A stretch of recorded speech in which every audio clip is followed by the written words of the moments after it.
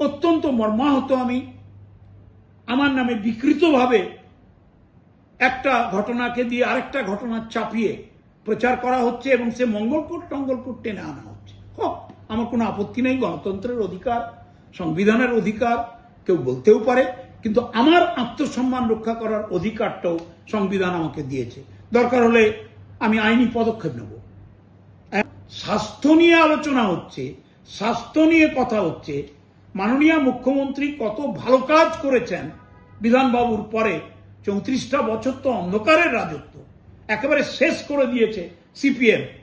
আর মমতা বন্দ্যোপাধ্যায় আলোকবর্তিকার মতো স্বাস্থ্যক্ষেত্রে medical college বাড়িয়েছেন, আজকে সিট বাড়িয়েছেন, এমডি বাড়িয়েছেন, সিট এমবিবিএস বাড়িয়েছেন, সুপার স্পেশালিটি করেছেন, স্বাস্থ্য কেন্দ্র বাড়িয়েছেন, উপস্বাস্থ্য কেন্দ্র করেছেন, স্টেট জেনারেল হাসপাতাল করেছেন, ট্রমা সেন্টার করেছেন।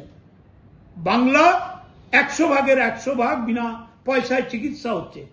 এইসব কথা বলে যখন বেরোচ্ছি, একটি ছেলে জিজ্ঞেস করছে, আপনি যে বললেন যে স্বাস্থ্য দপ্তরে, বা স্বাস্থ্য দপ্তর না, ছোটখাটো ঘটনা হতেই পারে। কারণ সে তো বলেইছি, যে কোনো সময় যে কোনো জায়গায় বাড়িতেও হতে পারে, কিন্তু কসবার ঘটনা কোনখানে বললাম?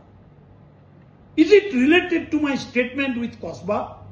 এটা সম্পূর্ণ একটা বিভ্রান্তিকর, ইচ্ছাকৃত অপদস্থ করা, অপমান করার জন্য এই কথাটা জুড়ে দেওয়া হলো।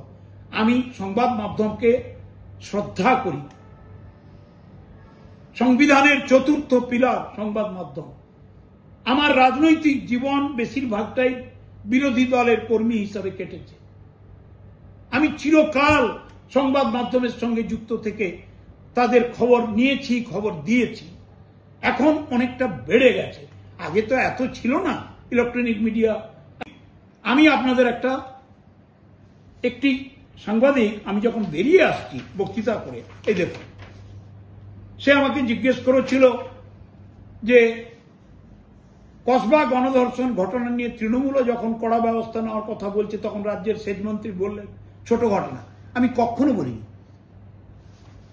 আমি হেলথ সেক্টরে, স্বাস্থ্য বিভাগে অতীতেও আমি বললাম 10 বছর আগে কত ঘটনা ঘটেছে, 12 বছর আগে, 10 বছর আগে।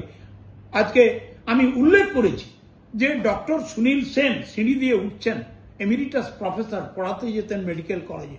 তাকে স্বাস্থ্যমন্ত্রী বলেন কালকের থেকে আপনাকে আসতে হবে না।